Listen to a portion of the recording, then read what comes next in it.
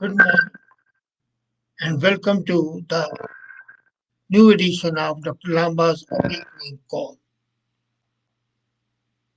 As a matter of fact, partition of India would have been avoidable had the country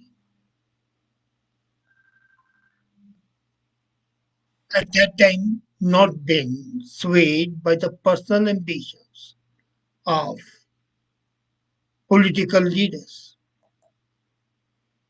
As a matter of fact, the recent decision or the declaration of the Prime Minister of India, Mr. Modi, saying that 14th of August should be celebrated as a reminder day of the unfortunate partition has found many apologists saying yes, but primarily who was responsible for partition? That is a moot question. August 15 every day for the last 75 years remains a day for contemplating whether India's 47 partition was avoidable. Many would blame the Britishers for it, but this is laughably false. Nothing can be wrong or rather more wrong than to assert that the responsibility for dividing the country lies with the Britishers. Popularly, the second person blamed is Jinnah, and the popular narrative states that Jinnah's obduracy compounded Congress' lack of spine that caused partition. But the fact is the other way around. There have been many books written on this level, but then people have prejudiced minds. Whether it's Perry Anderson or Ram Goa, when they write that in the local elections of 1909, the British Raj created separate electorates for Muslims, and only Muslims could vote in those reserved seats, ensuring them a minimum representation. This is taken to be the seat that later on Jinnah exploited. No, that's not true. As a matter of fact, this was nothing more than giving a sop to the Muslims, telling them, okay, you would definitely have some representation, and the Hindu dominated Congress would not be able to have it say absolutely unhindered. There's a difference in the reservations made in 1909 and today. Here, all parties field Dalit and tribal candidates in those areas where the seats are reserved. In the old Muslim electorates, Muslims voted almost entirely for the Muslim League, ignoring supposedly secular Congress. At that time, the Muslims did not regard Congress as a secular party, and Congress castigated these separate electorates as destructive of national ethos. Actually, this was real politics, nothing more than that. As a matter of fact, all government decisions are nothing more than real politics. In the first past the post electoral system, Muslims with one third of population would win far less one third of the seats. And that always happens with a gerrymandering. You can always manipulate that when you lose with a very tiny margin. When you win with a narrow margin. You lose with a huge margin. Because when you win with a huge margin, this margin which had voted against you in another riding goes to the winning candidate. Fine. But that other seat, if if you had not been successful, would have come to you. So separate electorates reduced Congress dominance. Now, The first person to demand partition was Lala Lajpat Rai. Now, don't be shocked. Lala Lajpat Rai, the fearless lion of Punjab, viewed power sharing with Muslims through separate electorates as impossible, and he proposed partition. This proposal of Lala Lajpat Rai formed the basis of partition of 1947. And what did he say? He says that the Hindus would control the bulk of Indian subcontinent. Muslims would get A, the Pathan majority northwest frontier province. Number two, western half of communally divided Punjab, Sindh, eastern half of communally divided Bengal. This proposal by Lajpat Rai was made in 1924. By this time, the word Pakistan had not even been known. It was not invented. Basically, this gave a thought to the Muslims. Well, why not? If Hindus are giving us a separate country on the platter, why should we reject it? And that's why this Pakistan idea crept in. And you would find what Lajpat Rai recommended was exactly what happened in 1947.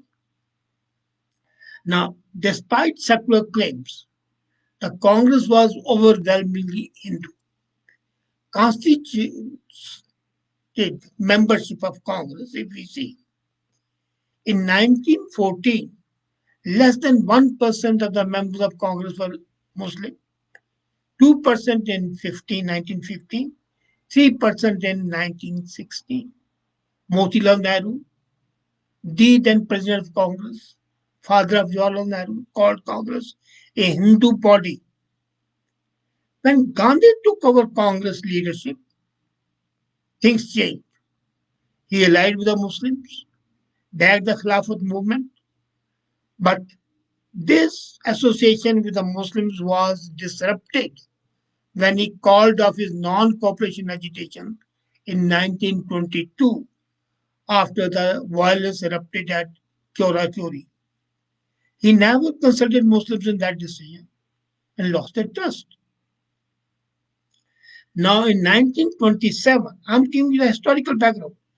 1924, Lajpat Rai recommends partition. 1927, Jinnah organizes a meeting of the Muslim outfits and produces a document called the Daily Proposals. So here they say we don't want separate Muslim electorates, but we want seats reserved for the Muslims. One third of the cabinet seats should be reserved for the Muslims. And the reserved seats of Muslims in Punjab and Bengal should be in proportion to their population. And he also proposed new provinces in Sindh, Balochistan, and Northwest Frontier Province. And would you believe? Congress immediately accepted these proposals. But there was a stumbling block. And that was Madan Mohan Malviya's Hindu Mahasabha objected, and Congress said, okay, we don't want it. Now, at this time in 1927, Jinnah did not want Pakistan. He only wanted one third cabinet seats, which Congress agreed to. Then in 1928, Motilal Nehru report was published. It proposed reserved seats for Muslims in proportion to the population and joint electorates, but no reserved seats in the central government. So in the provinces, they could have their seats, their reservation, but they could not have the reservation in those states where they were in minority. And one third cabinet seats were promised to them, both at the state level and at the central level. But then there were differences with the Congress. And historian K.K. Aziz writes that 15 of 33 proposals, there were 33 proposals for partition which were made to the British government. And that happened between 1931 and 1940. So we are still not counting the proposal of Lajpat Rai. Out of these 33 proposals, 15 proposals came from Muslims, and the balance, that is, 18 proposals came from Hindus.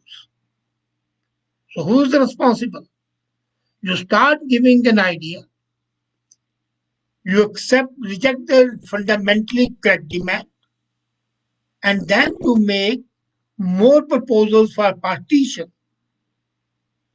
Government of India Act comes 1935, which created provincial governments.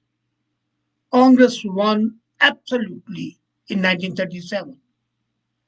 And after this, Nehru saw the political battle as between Congress and the British. And he said that the Muslim League and the princes were the fringe actors. The Congress membership at this time was 97% Hindu. It could not find Muslim candidates for 90% reserved Muslim constituencies. And all those went to Muslim League. In post-war 1945 elections, Muslim League won 446 seats out of 495. And it won 100% in central seats. So these 446 were in the provinces and 100% in central seats. And open seats all went to Congress. So the results were absolutely communal. Now an interim cabinet was made. Prime Minister was Nehru, and Liaquat Ali Khan, who later on became the Prime Minister of Pakistan, was the Finance Minister. When Liaquat Ali Khan became the Finance Minister, he proposed a budget which imposed very heavy taxes on industries. And the Congress here made a major mistake. They said, well, these taxes are anti-Hindu. They took the plea that majority of the industries were Hindus. So the taxes levied under Liaquat Ali Khan are anti-Hindu taxes. They forgot that the taxes hit Parsis and Christians also, including Tatas. So that communal coloring given by Congress further angered and raised Jinnah. Now, as finance minister, Liaquat could always, those proposals of Congress ministers, we needed government expenditure. And he did.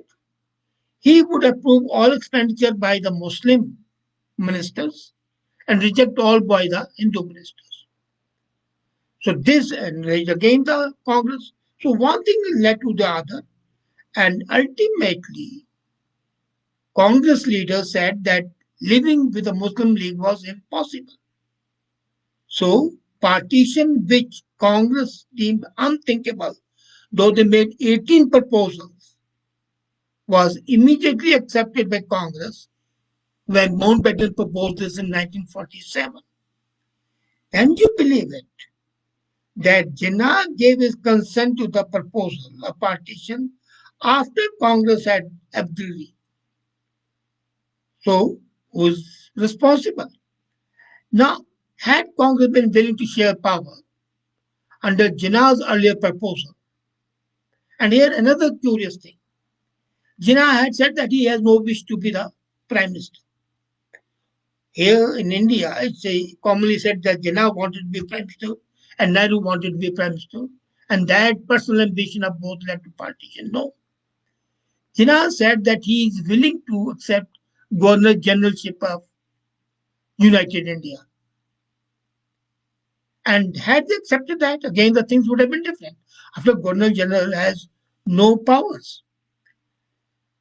And had Congress been willing to share power, either under the proposal of Lajpat, right, or Jinnah proposed Delhi documents, or any other proposals before the Pakistan proposal was made.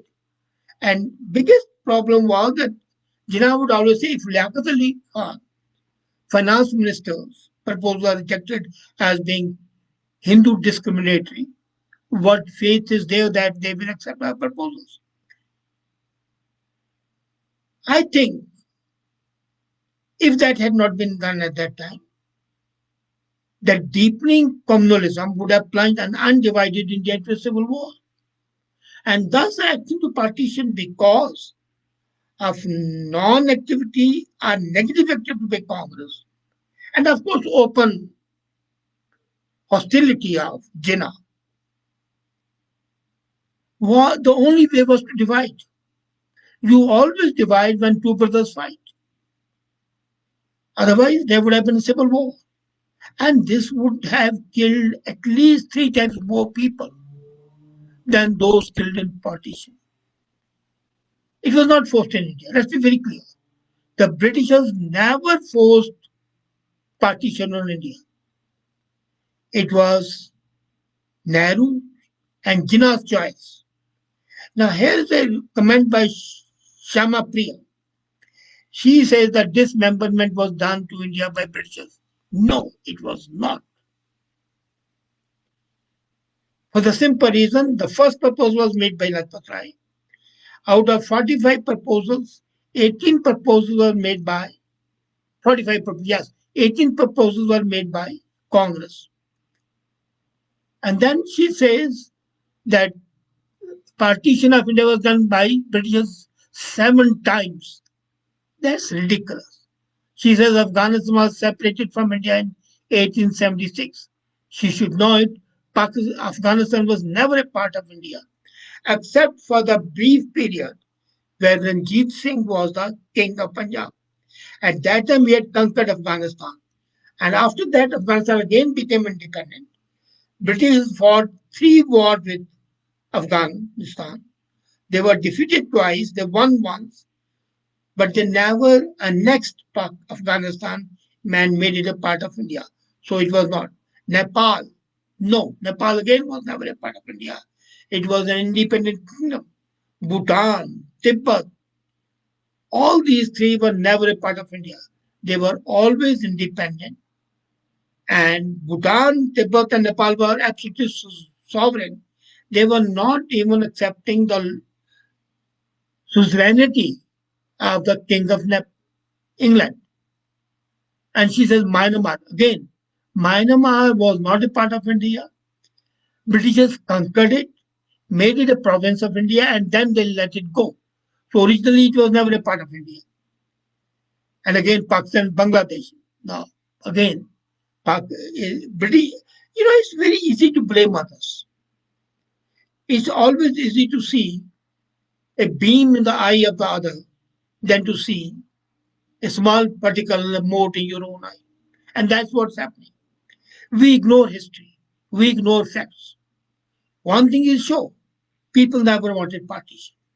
It's the political leaders who wanted it, and they wanted it for selfish reasons. So the question, whether it was avoidable or not, yes, it was avoidable.